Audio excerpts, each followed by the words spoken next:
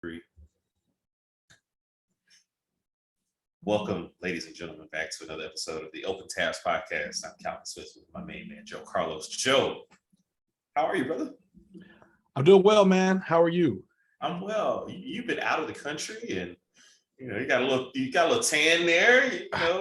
Thank you. It's called peeling. We're peeling, which is not very appealing. Well, I'm a dad. I'm picking up what you're putting down, brother. Yeah, it's not very appealing to be peeling. Yes. How Michael Scott of you? Thank you. Or maybe even Andy Bernard, because very Andy Bernard. Yeah, it's very, very Andy Bernard. So I apologize. Sure. For that. Like sure. Later Andy Bernard too. Not like baby talking Andy Bernard. Yeah. It's a very interesting proposition. Me no like it. Anyway, yes. Well, lots happened, in the world. Yes, this is true. as things tend to happen, we have a new king. We have a new king. Somebody got a new king, anyway. Yes, in Great Britain, we have a new king. King Charles III is the reigning monarch. I thought we'd never get here. I didn't think it would ever happen. He had 73 years of practice, brother. Man, it's a long time. Sitting on the bench, just waiting. I think Willie will be there much sooner than he. Yeah, than he did. But he's in great shape apparently. So that's good. It is what it is. Camilla's taking care of him. Yeah, all around the 25th anniversary of Diana's death. It's really kind of interesting how that all. Those were my favorite memes, actually, the ones about like Diana waiting for her at the gate. Like, I really enjoyed those. I'm sure you did. Knowing you, I'm sure you did. I really enjoyed those. We got a new Little Mermaid too. Yeah, I'm not really a fan. But congrats for all of you. Is Sage a fan? I guess she's not. I'm sure she'll definitely watch it. Her mother will have her watching it. She'll have all the stuff. We'll buy the stuff. We'll do all the thing. I'm sure it'll all matter for about 3 days. Okay. That's my guess. You know who it matters to? No. Ladies, this lady here. I don't know. Peppermint Patty? No. Marcy? This is supposed to be a Karen. This is a surly shirt. Oh, right. I've got it. I just realized what you're doing there. I'm sorry. Yes. It does. A make-believe thing is another color. Imagine that. Like a black man in Westeros. Like, you can't have a black man in Westeros. Like why can't you have a black man in a made-up world? In a made-up fantasy girl. Fantasy girl. Darn, you're there too. We going to the moon. You come to the moon, we coming to the moon. We can't have nothing to ourselves. Nothing. Not even a fantasy fake play. They're black wizards in Harry Potter. Okay? Harry Potter. Yeah. Which is not real. Despite all the things we try to do to make it real. It's not real. But yes, there is a new Little Mermaid. The beautiful Halle Bailey will be. You see Halle Berry's getting some of her like strays, Well, not that she needs them, but I agree. Yes, she is. So the beautiful Halle Bailey that very well, by the way. Well, she's an elder stateswoman at this point. Sure. I hate to say that, but she's all Hollywood right now. So especially as a Best Actress winner for Academy Award. So not terribly surprising, but nonetheless, yes, a lot going on out there. A lot going on in media. Emmys, we just had a nice little Emmys. Abbott Elementary did well. What I meant to talk to you about yesterday, I forgot. Okay, well, here we are. We can talk about it now. The tabs are open. Succession, man. Yeah. Succession. I was very happy about Tom winning.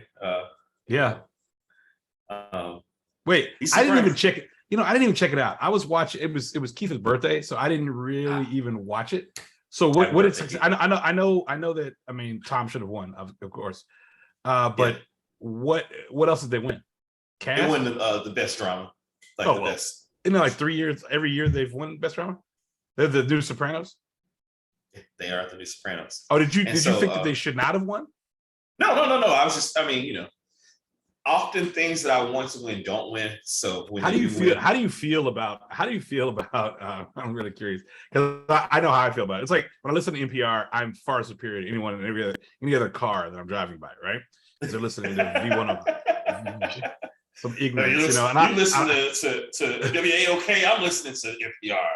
I'm in it's WABE, NPR, or I'll even go to the app. Like I won't even go local. Okay. Let's just go. Okay. I not the app. I go to SiriusXM. I want Morning Edition unfettered with local news. I just want to know what's And the happening highest in the quality world. fidelity. Yeah, exactly, in the highest quality fidelity. I want to know what's happening in the world. I don't even play through the car. I play through with headphones. I want to be there with my man Inskeep. So how do you feel when the shows that you love are nominated and then they win?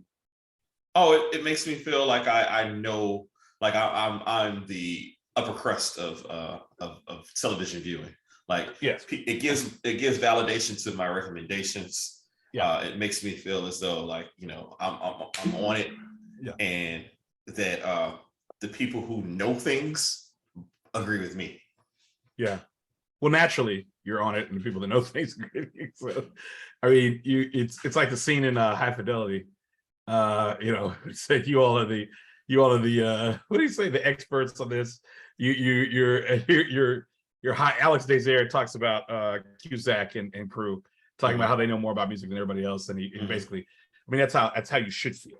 Yeah, I mean, whenever my shows, I mean, when Succession was season 1 and they won, I was like, yes, okay. Yeah. Or when Brian Cox won, it's like, how could you not watch this? And granted, and Benny Walk said a beautiful thing. They are so deplorable that you use no one you can really love, but you do love Brian Cox, probably. Yeah.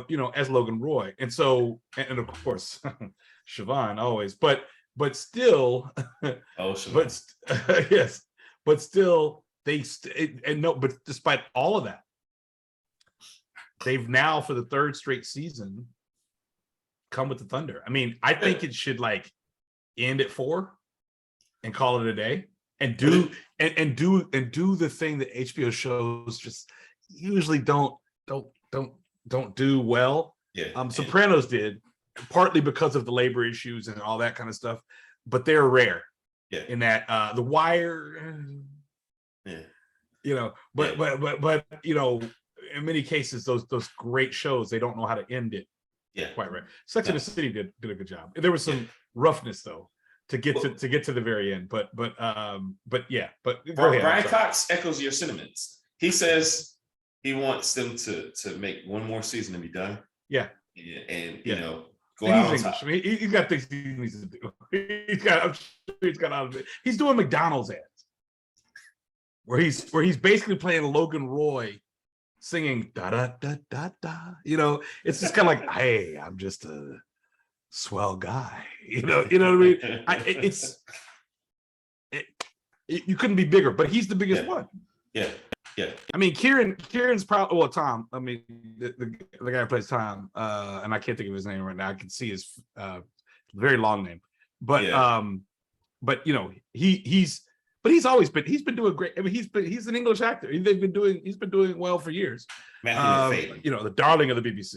McFadden, my man McFadden. Yes, but Kieran Culkin always brings it. I mean, ever since Hunter,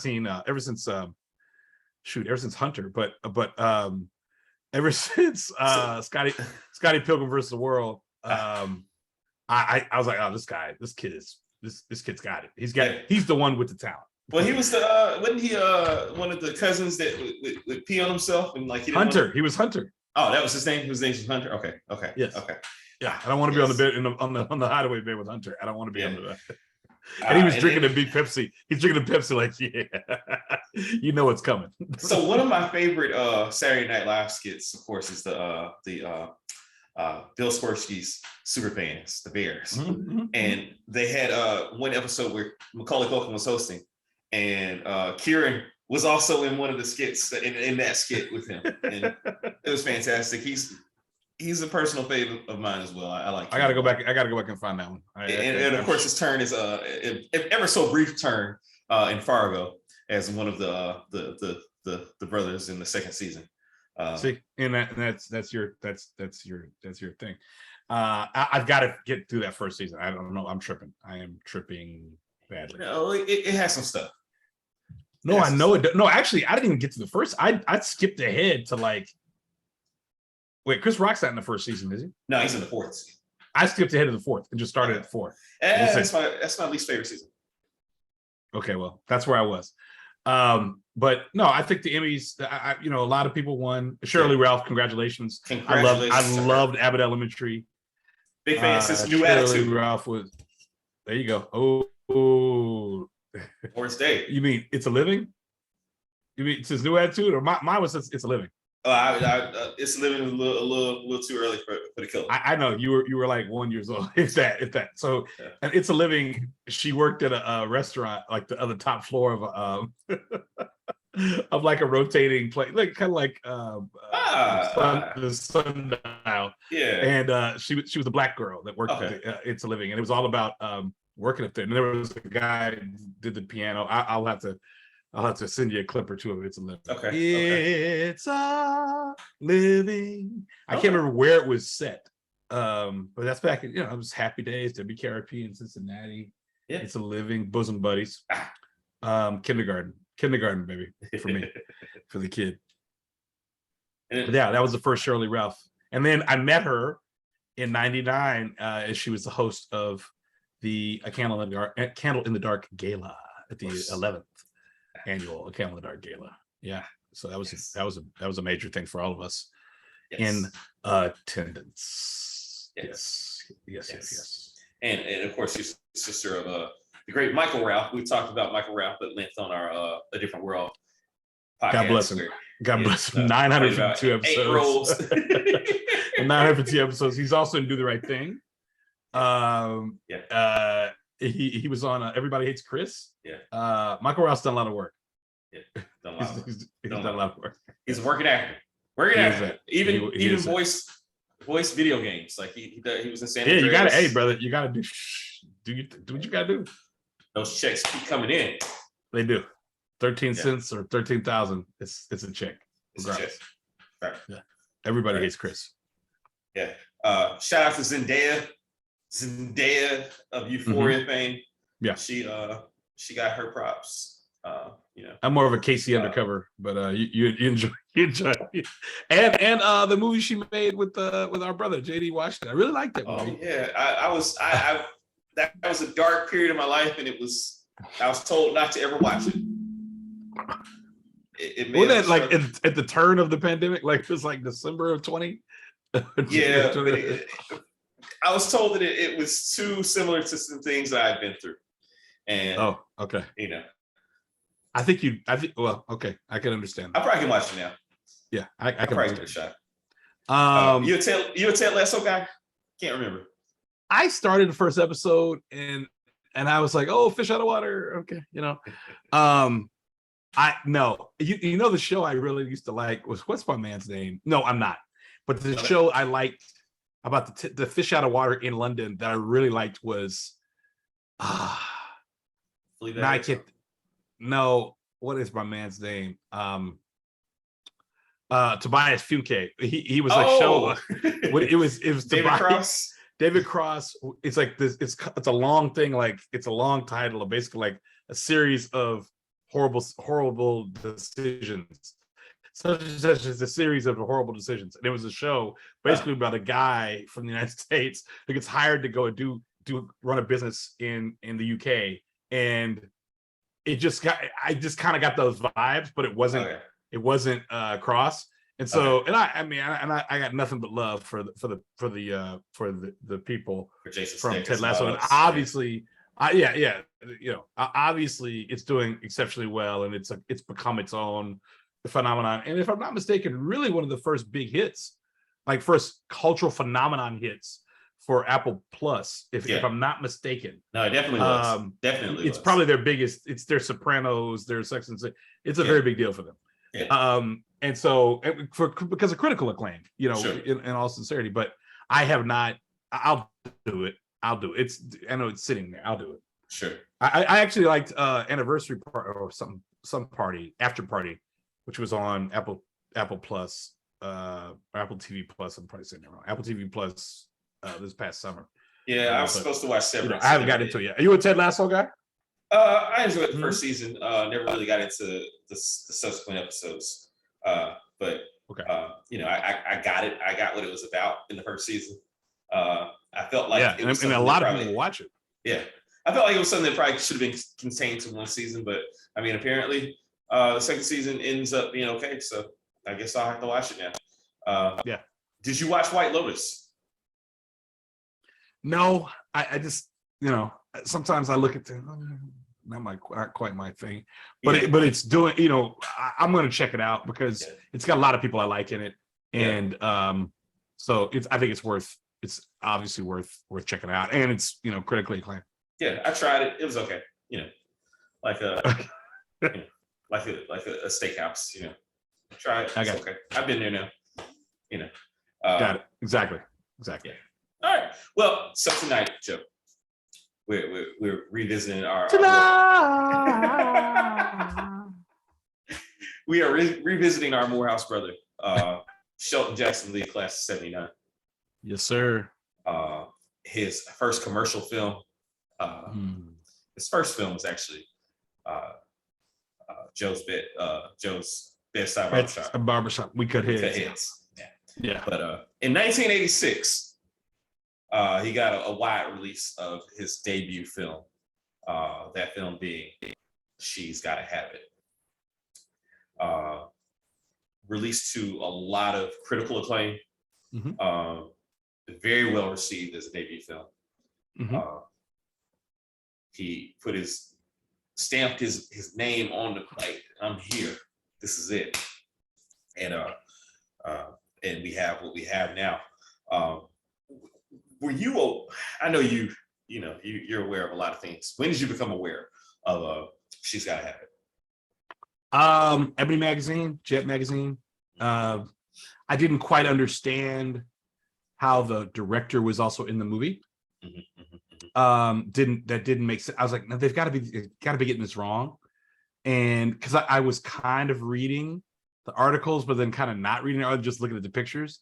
And then once I read the articles in Ebony and in Jet, I realized, oh, the director is also acting.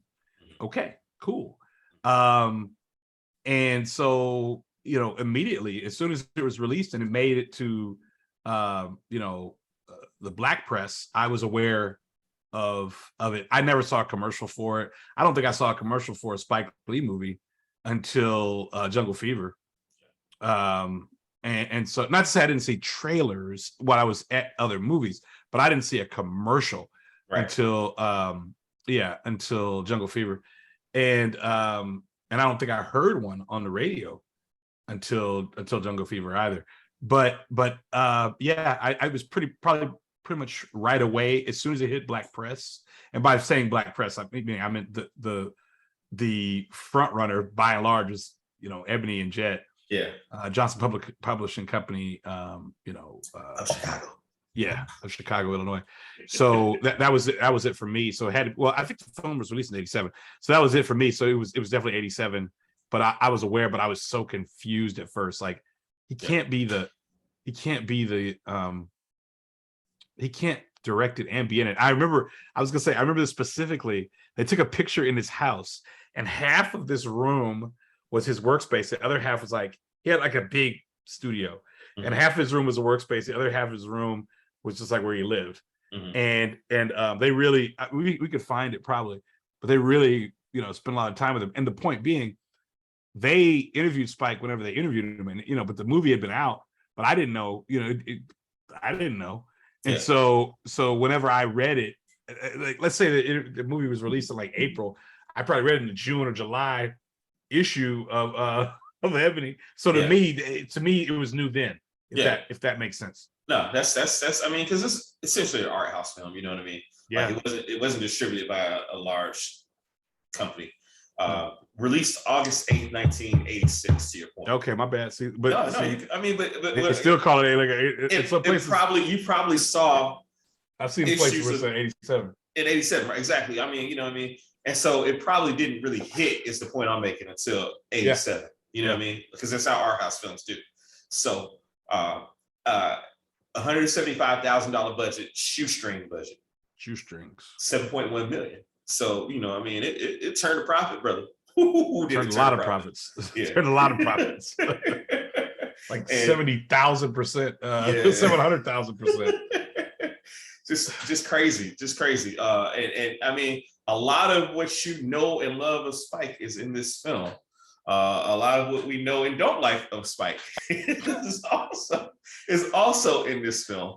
I didn't become aware of the film. I much like you, Ebony Jet. My grandfather was a dentist. He had Jet and Ebony in his office, so you know I knew of it. But I really like the Mars Blackman shoe campaign was what really put it on the radar for me. I didn't know that character of Mars Blackman was a character from a movie until my dad or somebody told me that's from Spike's movie. And you know, by then Spike had gotten traction. He was filming School Days. You know, I've told the story of going to homecoming and being there when they filmed School Days, and Dad's like, yeah, that's Spike. You know, he stole my story, blah, blah, blah, all that stuff. So, you know, Spike was in my radar, but I didn't make that connection until a little bit later. And I didn't see the film until I got to college. So got it. I saw it in college. I didn't see it until actually it was on one night. I remember being in high school. It was on one night, and I probably saw like the end, but I didn't understand it. Yeah. And I saw like the last 5 minutes, and I truly didn't understand it. And so I didn't really watch it until I got to Howard. Right. And I was a film major, and it was kind of like all of us worshipped it because there was no one that didn't like it. And part of it, I was at Howard, and so the DP was Ernie Dickerson, who was a god in that program. Oh yeah, lowercase g, but he was a deity in that program. In the film major, and still is, and rightfully so, at Howard University. And so it was Ernest. You know, it's Ernest's film. Yeah. So we that's like what you gotta watch that. You gotta study that. Yeah. You know, in the hopes of one day getting to your NYU's, your Columbia's, your USC's, Cal Arts. So yeah, man. It later on it was a bigger deal, I guess, like personally. Yeah. And my first film I ever made, I scored with a song or two from She's Gotta Have It, and I bought the soundtrack. And I scored it from there. Where is this film, Joe? It's I shot it on film on 35 millimeter at Howard. I won an award for best silent short. It was a 90-second film called Man with a Gun. I wrote it and directed it, and the music I used was from a lot of the music I used is from this soundtrack. I remember I bought the soundtrack at Nobody Beats the Wiz, and I spliced it, cut it. I mean, it was beautiful. I hope everybody can hear my stunned silence. Shot it on Kodak. Man with a Gun. We shot it on campus. And so like we were like on a Sunday. My main shot, I had the guy steal his. So basically, the premise is a man has a gun, brandishes a gun, and he tries to steal a purse from a woman. And I stole this, basically the shot, the longest shot in the film.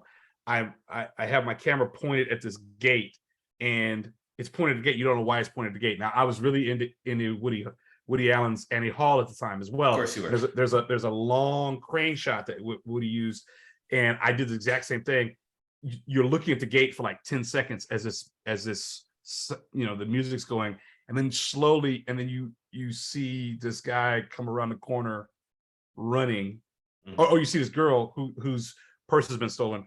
The guy who stole the purse is running, and then you see the girl running behind him whose purse he stole, and they just run right into the camera, and I fall down, and we cut, of course, but they ran right into me. Yeah. That worked. That was the only class I cared about. That and Modern American History. So I wrote an award in it. I did. I wrote about the NFL. Like that's all I wrote about, modern American history. Like every one of my papers is about the 75 years of the NFL and the Harlem Renaissance. That was all I wrote about. All I wrote about. Man, But yeah. So then, but yeah, it was a wonderful little piece, and who knows? But yeah. So that soundtrack alone has a very special place for me, and we'll get into that. The music of the film, obviously, all done by the great our Morehouse Brother, Class of '53, Billy. Yeah, absolutely. Yeah. Absolutely. A contemporary, probably of both your grandfathers, a contemporary of definitely of your grandfathers, and cousins and aunts and uncles, and and all that. Yeah, absolutely, man, absolutely. Joe, well, I guess this is a good segue into the little things about the film, man. What little things stand out to you? So it's so like 1985, 86.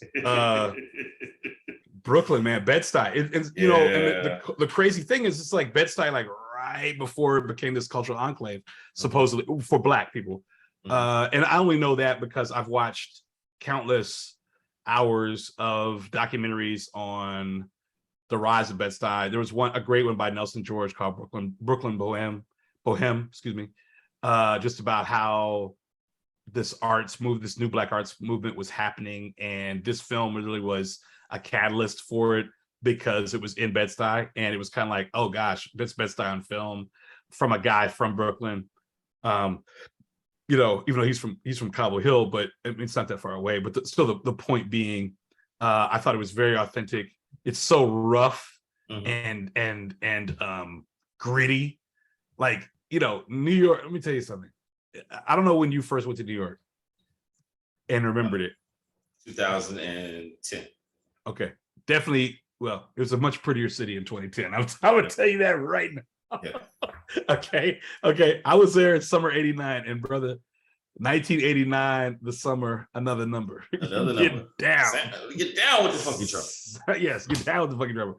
Music hitting your heart because you got soul, brothers and sisters. But I'm talking about the grit, the dirt, the mud, the scene where.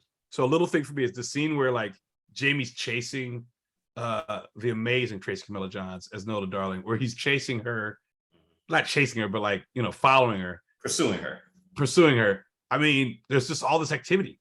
It's at Fulton Street. There's all this activity. There's all this stuff going on. Bustling. And the way he stops, in front of like an ad for like a Ford Civitan or something like that. And it's just like, like new for 86. This Ford. It's just realistically, it's just shot in the city. It's a movie, not so much about the city, but shot in the city. Later, he has love letters to the city. Yeah. But this wasn't a love letter to the city. This was a love letter to a time. Yeah. In the city.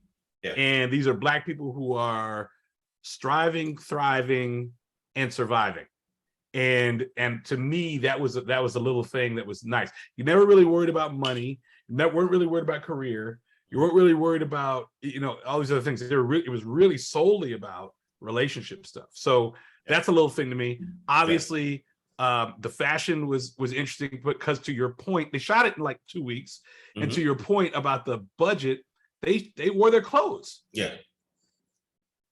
They wore their clothes. Yeah. So and a lot of the film was shot in this one space behind me. Yeah. In Nola's apartment. And so I think you can be more authentic than this film was. So what are some of the little things for you? And it's shot in black and white. Yeah. With the exception of the one scene. The one dance scene. For me, all right, seen a lot. Seen almost all of Spike's work. Spike loves the sex scenes, man. and in this film, like, you can see precursors to some of the things that he's going to do in his love scenes. Whether it's like, the splicing of the different, scenes, whether it's the close-ups of body parts, whether it's, the juxtaposition of different characters in different settings, you know what I mean? Like, yeah. I mean, you see samples of Jungle Fever, samples of Do the Right Thing, certainly. You see samples of Mobetta Blues, certainly. I mean, my man Spike, if he loves any body part more than any other, it's nipple. And he pays a lot of detail, a lot of close detail to rightfully so. Yeah, and right. Correct.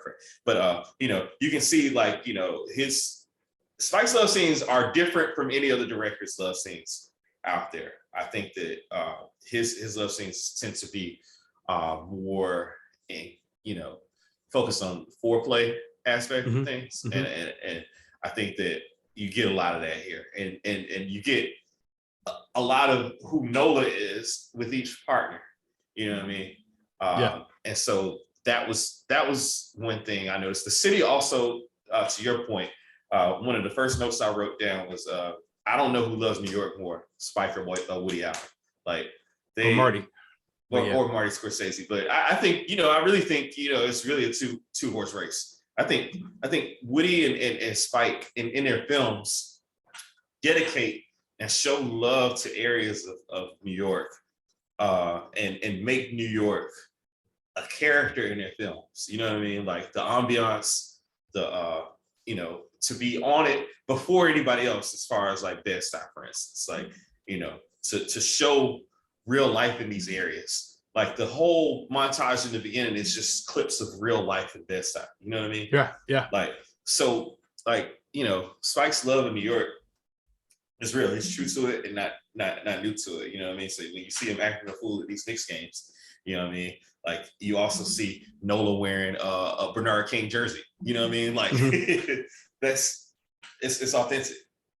And his love in New York is real for me. The names, man, like Spike in these names, you know, he like Opal Gilstrap and Greer Childs, like, you know, Clorinda Bradford, like Bradford. These names, Nola Darling, Mars Blackman, like the names that Spike comes up with are just, you know, fantastic to me. They lend a whole, I don't know what about like his films, like they become authentically Spike Lee joints with the names. Flipper Purify. It sounds like a surfer boy. Flipper Purify. Gator Purify. The Good Reverend Doctor. Yeah. The Bear. Bleak Gilliam. That's right. Giant. You know what I mean? Left Hand Lacey. Like, you know what I mean? Like these names. Spike. On tenor saxophone, Bottom Hammer. And I'm Bleak Gilliam. And Shadow Henderson. Henderson. And I'm Bleak. It's your band. It's your band. The names, man. That's another thing. Like, you know, I mean, again, I think overarching. Keith Frazier in The Inside Man. Sorry, I had to say that one. No, go ahead. Look, overarching. That was after. It was named after Clyde. He named him after Clyde. I mean, yeah. So I think you get so many precursors of who Spike is going to be in this film, and he remains true to it to this day. I mean, like, you know, I was listening to one of the commentaries of later film of his, and he was talking about how really he's still an art house director. Like he's directing as an independent. You know what I mean? Like he's maintaining that spirit, even though he's done full studio pictures, big budget pictures with Clive Owen. You know what I mean? With Denzel as full Denzel. You know what I mean? Jodie Foster, like Ed Norton, Barry Pepper. He's still like this independent filmmaker at heart, and I love it. And that's the same thing as your man Woody Allen. Really, like, you know what I mean? Again, like Woody Allen like gets the budgets now, but his films are always of that essence of, like, you know, the art house and of like the dialogue is important. The, you know, the setting, the scene, the cinematography, everything, all the elements of filmmaking are important. I love the fact that you brought up Ernest Dickinson, because, like, you know, you get precursors of Ernest Dickinson's work. You know what I mean? You get the Steadicam shot. It's not like the Steadicam shot that you get in other films, but, you know, you get a taste of it. And it's funny, if you recall, Jamal Doe telling us, like, "Ooh, what happened after Ernie left though? What happened after that? You know, it's true. You had a little different look and feel, didn't you? Didn't have that same artistry after Ernie left though. You know, it's true. I mean, it is true. But yes, you do. You get all of that, and all these creatives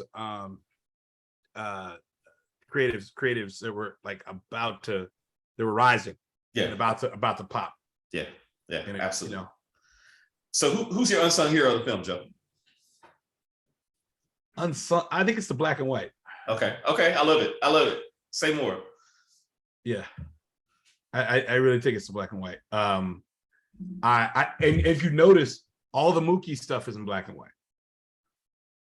We were never meant to see Mookie in his blue and orange, or his Jordan 1s, just the red and black Jordan 1s. We were never meant to see him in color. You mean Mars?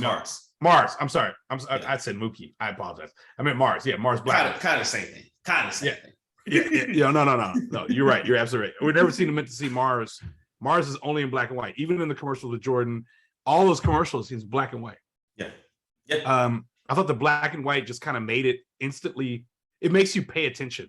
Yeah, absolutely. Kind of like subtitles make you pay attention. I think the black and white makes you pay attention. And was the lighting the best? No.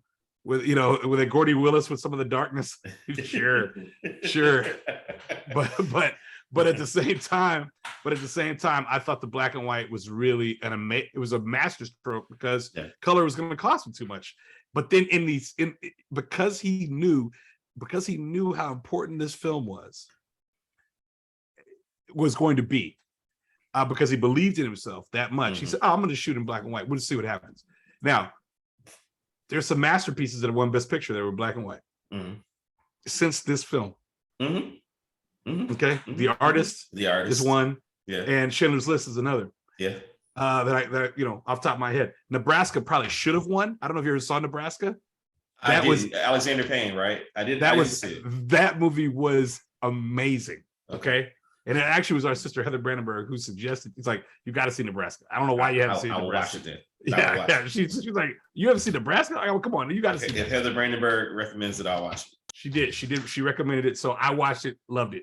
But the point being, I think he really kind of brought it. Now, this is with my very limited view. I think he really kind of brought it back, I guess, in a sense, and said it was okay to do it. Yeah. And so, even though it was out of necessity, so for me, it's black and white. That's the unsung hero. Okay. That's a shout out to Lenny. That's a shout out to Lenny Price, knowing the inanimate object can be a hero. You win the Dr. McKinley Prize Award. Thank you. So I love it, man. For me, it's my man Mars Blackman. He was my number 2, so I'm with you. And I'm gonna tell you why. Because like the first time I watched this movie when I was in college, I didn't get it. Mars was annoying to me. It's like, why? What did she see in this brother? And I probably was very much a Jamie Overstreet at that point in time. Like, what did she see? Who is in real life is Chris Lee, by the way. Jamie Overstreet is Chris Lee. Don't put that on Chris, man. No, I'm saying the way he talks. Oh, okay, fair. That is fair. Oh, yes. yeah, not the character. Okay. Just the way the brother talks. The way the brother talks. Yes, okay. Yeah. The great Tommy Redmond Hicks. Tommy Redmond Hicks. Yeah, Tommy Redmond Hicks. Who had a guest shot on an episode of the Seinfeld once. I was like, oh, it's Tommy. It's Jamie. Wow. But yeah, man, Mars, like Mars. First of all, Mars had all the lines, man. I just want to smell it. Like, Bill Murray. Bill Murray in Ghostbusters. Yeah, exactly. I mean, he was chewing the scenery up. And to your point, as the director, right? Like you were talking about, like how can the director be and the writer. You know what I mean? Chewing it up, man. Chewing it up. Please, baby, please. You know what I mean? Like and millions Jamie ain't got no rap. $50 sneakers and I got no job. Right. I love it, man. May 19th, down by law. Like down by law. He just I know that shit. Yeah, I know that shit. The sex was death. Like he just was like, I mean, I get it now. You know what I mean? I get Mars. Totally. Oh, Mars is a real person. Yeah, absolutely. Very, very much so. He's very much a real person. But actually, my favorite line, I'll go back. We'll get to our favorite line. And so later. So when he gets his scalp greased, man, like, hey, look, brothers out here, if you listen to our show, if you never had your scalp greased before, I'm just telling I mean, or don't, you know what I mean? But for me, as for me and mine, like, I'm if I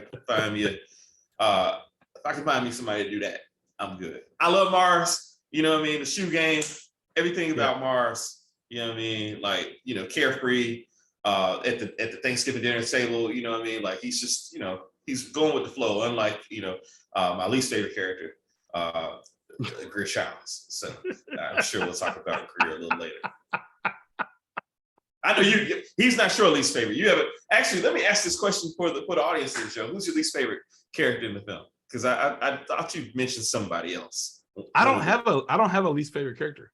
I thought it wasn't Opal Gilstrap. Well, it's not because of her character; it's just a horrible acting. Horrible actress. Okay, fair. Yeah, like Ray Dow is really a wonderful actress, but I just didn't. I thought she was horrible in this film. Okay. And Spike clunkily, you know, wrote her as some predatorial. You know, are we there yet? Can I just? Yeah, let's go there. Let's go there. Flow from the survivors. Let's talk about it. I thought he wrote her really in a clunky way. In that stereotypical like predatory lesbian friend, like the whole stereotype, like full stop. Like, why? Why did Opal have to be that person? So and you know she's got to have you know why did Opal have to be that stereotypical? Yeah, you know Opal got on my nerves because of that. Yeah. But I didn't hate her. I hated Ray Dow's performance as Opal. Gotcha. What kind of fun? Lots of fun. What kind of fun?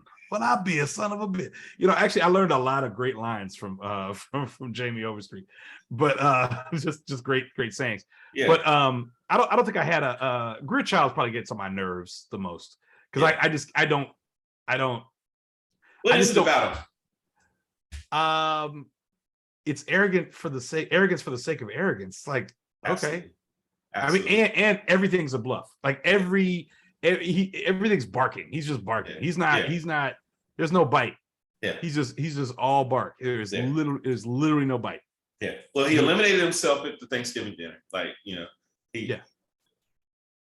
did that. He's so fastidious. Like the sex scene where he's like holding his clothes. You know what I mean? Well, that was hilarious to me. That was hilarious to me. It's hilarious, but it like I mean, like God, man, come on, man. You're like. Like just it's too much. And he reminded me of you played Mike Tyson Punch Out?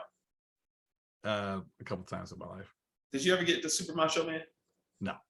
Okay, Greer Childs is Super Glass Joe, baby. All the way, all day. Von Kaiser, you could be Von Kaiser, Joe? Glass Joe. Okay, fair enough. I mean, you're a sports guy. I couldn't do it. Yeah, I played Rocky. Rocky was more my game. Sega Master System, man. On the Sega Master System. That was my game. Yeah. Okay. Yeah. Well, I was a Punch Out guy. Super Macho Man is Greer Childs. Greer Childs is Super Macho Man, like to a T. And you know, he just was. Greer got on my nerves, man. Just you know, I guess that was John Canada Terrell playing the hell out of that role because he was supposed to. John Canada Terrell. I love how they announced themselves. Also, that's it was brilliant. I love that. I thought it was so creative in a very cool way. Yeah. To make it special. Yeah. What about? Let's give a shout out to all the dogs. Dog number one. A lot of Morehouse men. There were a lot of Morehouse men in there, and a lot of Morehouse stereotypes. The more I really think it was all about. Well, that's what I meant. Like those were all Morehouse men. Okay. Because who else does Spike know? And I mean Morehouse. That's the first, and actually, that's the first mention of Morehouse. Yeah. In the film. The business guy. Yeah. Yeah. So in films. Okay, I got you. I got 53. I make 53,000 a year after tax in 1986, and I want you to want me. I know I never saw you in my life before. For the first time in my life, but I love you. I love that the Kangol with the glasses. That was a look. That was a very serious look. I tried to recreate that at my prom. I'll never show a picture of that. Hopefully, they never come out. Well, Kadeem does it. Kadeem does it later in School Days at Splash Jam. He does. Yeah, he has a Kangol on. He comes in like, like coming in. You know, No, I love those guys. I thought they were amazing stereotypes. Actually, the great Monty Ross is in Yeah, there, yeah. as well as Clark college grad and a great producer. Uh-huh. Clark never does enough to talk about Monty Ross, in my opinion. Also, Dellums, Slim Daddy, Yeah. the son of Ron Roscoe Dellums, Slim Daddy. Is I just want to rock your world, and then Reginald Hudlin. He looks at it. It's gotta be you and me. What? Oh man, I love and it. my man Booker T. Washington, that was his name in school days. He's there. He had a rap. He had a lot of rap. Yeah. He had a torn up t-shirt. I mean, it was just, hey man, this got brought some brothers off the street, paid him $50. Yeah. Or not to talk. Just to Come talk. spit some game real quick. Holla, holla, holla. Holla, Let me holla holla, at you. holla. Fast Five Freddy, man. My main man. Come on, let's go. Let's go right now. Let's go to Monaco right now. But then again, Fab Five Freddy, right? So that's cross culture, right? Yeah. So that's MTV. That's MTV. That's Basquiat. That's Andy Warhol. Like Spike, unlike almost anybody, maybe it's Woody, but Spike has always been able to have his finger on the pulse of whatever was live at the time. Absolutely. And be ahead of it or a part of it and make sure that those people are part of what he does. See, and Spielberg is like a culture vulture. If you just made it, like if you just did something big, then Spielberg's gonna get you in his next picture. He's not gonna say no. You're not gonna say no. Woody kind of does it too. He definitely does it too, but he'll definitely have somebody who's about to make it, just about to really hit. Yeah, he's real good at that. Very Javier good. Bardem, you know what I mean? Like Adrian Grenier. I mean, you name it. Everybody. Oh, Woody, I'm gonna do the movie. Sure. But Spike would also do that. But that's actors. I'm talking about Spike would do it for like cultural phenomenons. Yeah. That then opens up a whole new lane of stuff right there. He had the zeitgeist. Literally the zeitgeist. Like literally. Which again, he did it for Brooklyn. He does this literally for Brooklyn. Then he makes his third film in Brooklyn, in Bed-Stuy. He goes back to Bed-Stuy, makes his third film. You know, you understand what I'm saying? 4 films in Harlem, but the third, and then in Harlem and in Brooklyn actually. Bensonhurst. Yeah. Talk about it. Tawana Brawley, man. Hey, exactly. Tawana told the truth. So written on the wall, Howard University alum. I'm from Brownsville. We don't play that shit. We don't play that. Okay, so what's your favorite scene in the film? That's tough, Joe. I mean, like, if I have to choose a scene, I'm gonna go with the Thanksgiving scene. Like, I'm gonna go with the just that whole dynamic. I'm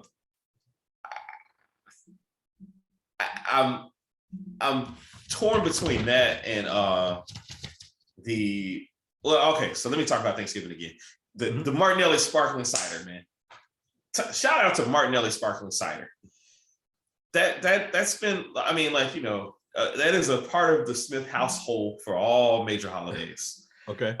You know, and even the non-sparkling little apple juices that they have. Like, if I'm trying to impress people at a meeting, like my very first admissions meeting that I had, I made sure that I had, you know, the Martinelli apple juice, and make sure everybody, you know, you gotta, you know, you may need to dilute it a little bit, all that kind of thing. Like, that's the whole thing. So I just like that dynamic, though, again, like between the characters, the male characters vying for her attention. Couldn't have been me.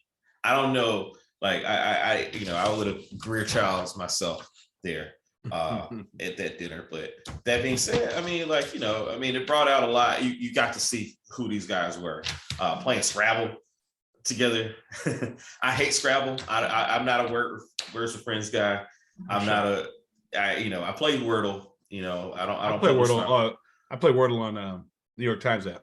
Yeah, I don't publish my results anymore because people be stealing. They know my first word, and then so they'll take my first word and figure things out, and then they'll be like, "Oh, I got it on the first attempt." No, you didn't. I did it for you. You know what I mean? So I stopped doing that. Makes sense. But I think it has to be the Thanksgiving scene. I like the scenes with Mars Blackman as well. I like you know, when he's getting the scalp grease, and when with like just that whole dynamic between them. But it has to be the Thanksgiving scene for me. What about for you?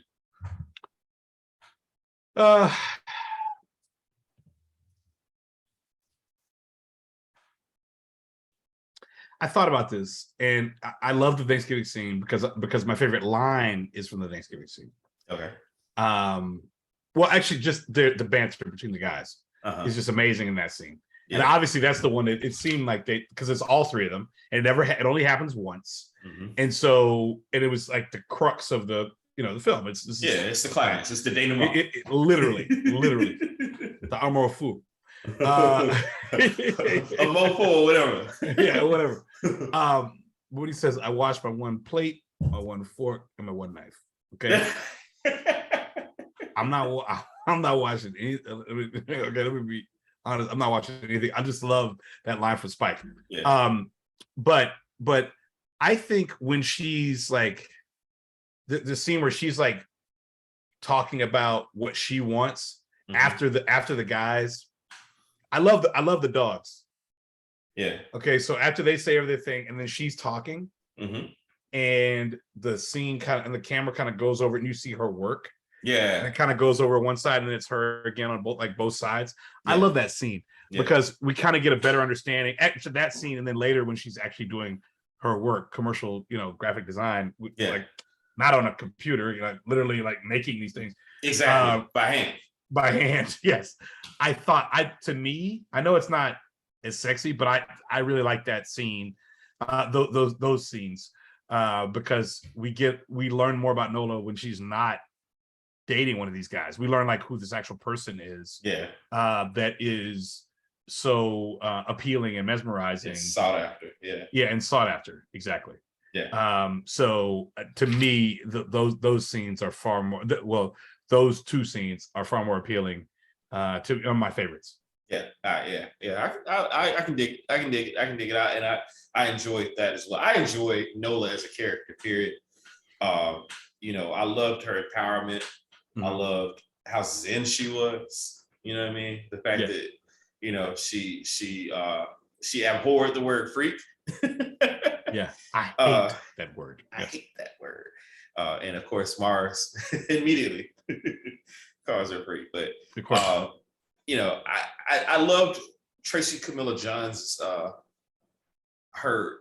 way she played the role, for lack of a better way of describing it. Like I just thought, she was very you get why, to your point, why she's so compelling, why guys are interested in her. Because of the way she's just so, just effortless. Right. She was amazing in the film. And yeah, I thought she's of course she's just strikingly beautiful. Yeah. Absolutely gorgeous. And she had no problem wanting what she wanted. Yeah. And going after it. And just like the guys she dated, they wanted what they wanted as well. Yeah. So there was no reason in the world, in my opinion, why she shouldn't want what she wants too. Yeah. And unabashedly did that. She didn't have the career that I thought she should have had for whatever reason. She was later in Red Hook Summer. She was in the Wild Thing video. She was in a couple of the Mars Blackman Jordan ads, like dating Michael, as Michael's like love interest in it as well. But I thought she in New Jack City. Yeah, she was in New Jack City. Unica. Amazing. If I was you, I'd be, but other than that, I really thought, that was like 5 years later, Yeah. But I really thought that she was gonna, take off. I don't know if the role was too much for Hollywood. I don't know.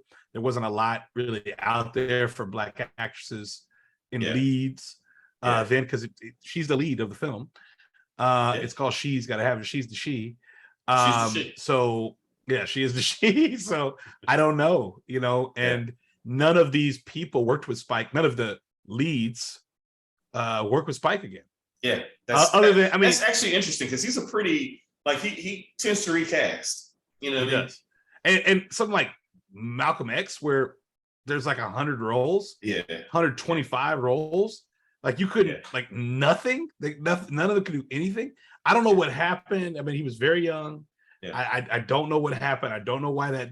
I mean, Ray Dowell was in Malcolm X. She was in Mo Better Blues. She was in Uncut. She was in Ray Dowell was in Boomerang. She was in a lot of things. Okay, Ray Dowell's had a little career. She's working. Yeah, she's working. But the principles in this film, and normally he's like, all right, you in the family, you gonna get some work. I'm gonna hook you up. What's Denzel's best friend? It's always like General Jig Boy Patton. We talked about him. Who later shot Malcolm. But walks away. And they get Giancarlo. But nonetheless, man, I it's just really interesting. I thought she was a bright and shining star. I just don't. I had that movie been 5 years later, 10 definitely 10, 15 years later. I think she'd have been a force to reckon with. Well, I think that you hit the nail on the head. I think the timing was wrong for her. I think that in a different time, and I'm glad that she brought up Boomerang, because like really a lot of the sexual energy they were striving for Jacqueline Breuer was what she gave in this film. You know what I mean? Effortlessly. She was what they were striving for. I never felt that sexual energy really from Jacqueline Breuer. It was more so this is Robin Givens. Right. And are we supposed to hate her? Are we supposed to, are we supposed to be mad at her? Like what was, and I'm not saying she wasn't beautiful and gorgeous and great in the role. I'm just saying, to your point, Tracy Camilla Johns as Nola Darling, there was a confidence. It just oozed out of her and it emanated from her seemingly effortlessly. I know it was still hard work, but I'm just saying she made it believable. Yeah, absolutely. As opposed to like Jacqueline, it was because she had like money and nice clothes. You know what I mean? Yeah, absolutely. That's exactly it. That's exactly it. So, Joe, I guess I don't know where exactly to talk about this. It's not quite a nitpick, because Spike himself has said this is like probably his lowest point of filmmaking, but the rape scene in the film. Yeah. So, I didn't realize that that's what it was until I read 5 for 5. And that was the book I meant to go get, but instead I went to grab the companion book. Of course. Hey, Joe, man, that's why you Joe. That's why laid on me by my main man and my dear brother Samuel Joe Beresford, class of 04. One of my favorite Morehouse men. He laid, I agree. He laid this. Yes, he is. He laid this one on me. Always has great political insights. He does. That he does. When he says read a link, read the link. You read that link. Right. Click the link. No, but I didn't realize until 5 for 5 that that's what that scene was, nor until I read the companion book that that's what that was. Mm-hmm. And so it's very uncomfortable to watch. Because he tries to add a little comedy in it too. Or a little levity in it as well. So he tries to add a little levity in it as well, but it's exceptionally uncomfortable to watch that scene. And it could have been a career killer for him. I mean, fortunately for him, it wasn't. But I thought it showed just showed the brutality that, in my opinion, that women have to live with on a daily basis due to a man's insecurities. Yes. And so you hit the nail on the head, man. I mean, in my notes, like in all caps, I wrote so insecure about Jamie, even before that scene. Like, I mean, just everything about him. In a less mature Cal, watching it in college, Jamie Overstreet is like, again, he's like kind of like, why isn't this obvious for her, right? But as a more mature, seasoned adult, I mean, he reeks of immaturity. He's definitely like, the clinginess, the wanting to know like every little detail about like, you don't like, dude, you knew what she was signing up for. Like, chill out. She obviously likes you more than the other guys. You know what I mean? And that, like, but he was too insecure to see that. You know what I mean? And I mean, it's just I think Spike was trying to, I think he was trying to underscore that with that, but like it wasn't that wasn't it, Spike. But I mean, look, I don't know how much credit you can give, but he recognizes that that was the big regret in his filmmaking career. So, Really? Oh yeah, he's acknowledged it. So when they were talking about the Netflix series, She's Gotta Have It, he mentioned that there'll be nothing like that on the TV series because he knew he was immature. He says, I'm quoting here, if I was able to have any do-overs, that would be it. It was just totally stupid. I was immature. I made light of rape, and that's the one thing I would take back. I was immature, and I hate that I did not view rape as the vile act that it is. I can promise you there'll be nothing like that in TV. She's Gotta Have a TV show, that's for sure. So, okay. I mean, in an era where we don't really accept a lot of apologies, I think that's about as sincere of an apology as you can get. But I mean, it is what it is. It's out there, so people can met it out as they wish. Because again, rape as a physical act is about the most vile thing you can do. So, there it is. There it is. Anyway, we've addressed that issue as much as I don't know. I don't really have much more to say about it. Me neither. Music in the movie, Joe. I loved first of all, Billy. His score, especially in the first few Spike films, was just again added so much to make this is a Spike Lee joint. 40 Acres in the Middle. Very, very, very mood setting. Not ostentatious, doesn't take away from the film. Great score.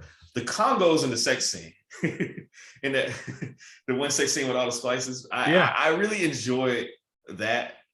What musical notes from this were important to you, or do you want to recognize them?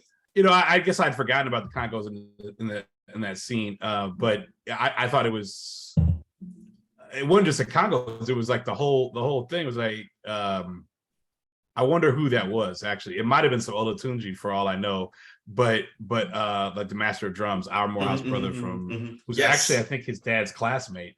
I think Olatunji Babatunde was class 53 as well, and I know he was in the Glee Club with Bill, who was in the quartet, but the drums. I just loved. Well, I love the song Nola. And that one color, that one scene, it's in color on her birthday, which and the color was so much that it makes you yearn for the black and white again. Yeah. Personally, yes, no, I agree. It makes you just, please bring the black and white back, please. I couldn't wait to get back. No, but I thought all the music was beautiful, and I used it, like I told you, I used it on my first and only student film, Man with a Gun. And Man with the Gun, I need to see it. Brother, Man with the Gun is so gone. That was 1995. So gone over you. It's in the archives somewhere. It's in the archives an hour. No, it's not. I doubt. I think it's thrown away. True Monica. New Monica, sorry. But no, I thought it was beautiful. And to your point about Bill Lee has this warmth in his music that that kind of Nicholas Britell kind of reminds me of, who does the music for Succession, and he's really like a seriously hot composer right now, score guy doing scores. And so he had the song Agape from if Beale Street Could Talk, and a lot of people use it for their stories. I used it for a story just today, Instagram story today, on a picture of Jimmy Baldwin, because for the people that got it, it's like he wrote the book, so I was going to use the music from the film adaptation of his book. Yeah, but I'm sure it went over the heads of most, but still, but it's okay, it's fine, it's fine. But I do it for me, I was trying to steal your James Baldwin story, by the way, earlier. That was one of my favorite James Baldwin quotes moments. I will send you the photograph. I took that yesterday at the Woodruff Library. Actually, it's yes, curated by a friend of the show. A friend of the show. Yes, a friend of Ani J. Favorite people. Absolutely, Ani J. Ani J. They're doing some great work over there. But yeah, man, I'm just a big fan of the music in the film, and it's another character. Yeah. And in some cases, they're playing the music in the room when they shot, like they didn't mix it. Right. It's yes, exactly. It's true. It's kind of like what David Simon did on The Wire. Like if his music is playing in the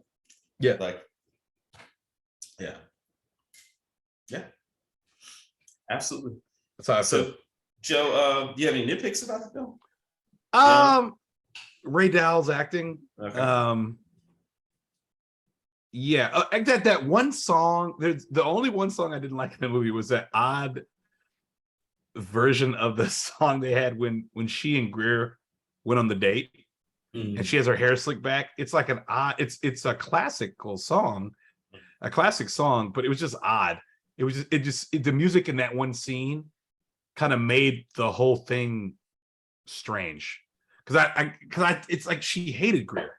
I didn't see the purpose of being with Greer. Like I didn't. Yeah. She loved Jamie. She really liked Mookie. Gosh, I keep saying Mookie. Really like Mars, but it's like she hated Greer. I never saw a connection with her and Greer. It never made sense to me. And I think I didn't watch past one episode of the TV show, but I'm fairly certain that they shored that up. They showed why, she had a thing for Greer, I'm sure. But it was just kind of, that was a little Ray Dowell's acting, and I just couldn't understand the Greer Childs thing. Yeah. That would have been a nitpick for me. The great Esipatha Murkison is also in this film. Yes. Shout out to that. And of course, Joie Lee. Shoot, and Bill's in the movie too. Yeah, Bill's in the movie. He's Noah's dad. He's Noah's dad. And actually, his brother David did the stills that it opened with. They had no money, man. Like no money. So he didn't even get the opening shot. Is just stills. The opening credits. It's just stills, man.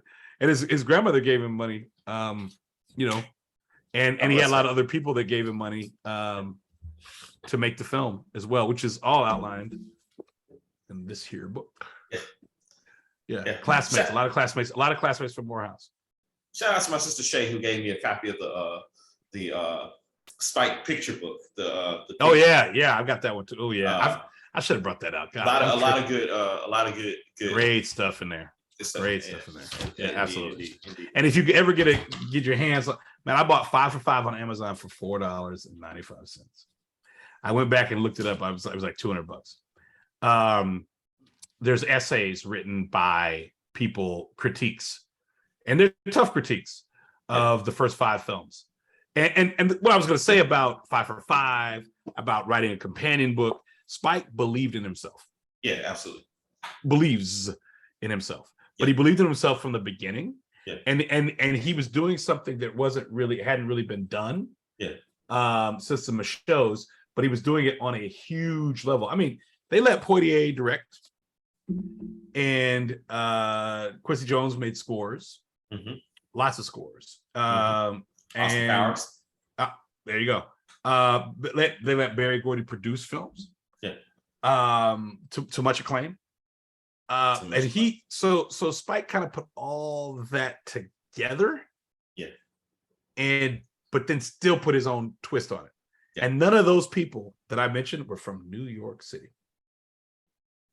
Indeed.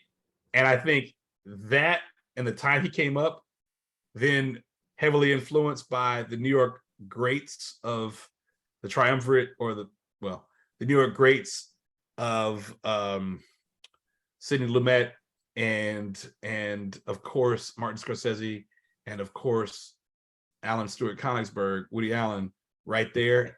His movies somehow do a touch point on the themes of those great New York stories every single time he does something.